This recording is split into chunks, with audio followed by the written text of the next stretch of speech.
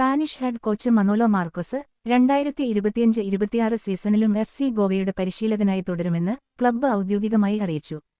ഇതോടെ അദ്ദേഹം തുടർച്ചയായി 3-ാം വർഷവും ഗോവൻ ടീമിന്റെ പരിശീലക സ്ഥാനത്തുണ്ടാകും.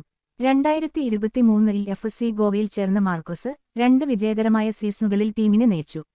ഇപ്പോൾ ക്ലബ്ബിന്റെ ആഭ്യന്തര, ഏഷ്യൻ ടൂർണമെന്റുകളിലെ സ്വപ്നം പൂർത്തീകരിക്കാനുള്ള ശ്രമത്തിലാണ്. FC ഗോവയിൽ തുടരുന്നതിൽ സന്തോഷമുണ്ടെന്ന് മാർക്കോസ് പറഞ്ഞു.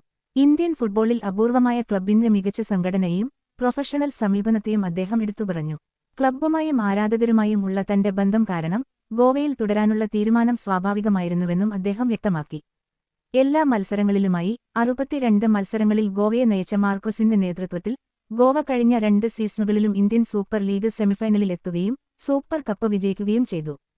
AFC ചാമ്പ്യൻസ് ലീഗ് 2-ന്റെ പ്രാഥമിക ഘട്ടത്തിൽ ഒമാൻ ക്ലബ്ബായ അൽസീബ് ക്ലബ്ബുമായി ഓഗസ്റ്റ് 13-ന് ഫത്തോർഡയിൽ നടക്കുന്ന മത്സരമാണ് മാർക്കോസിന്റെ അടുത്ത ശ്രദ്ധ.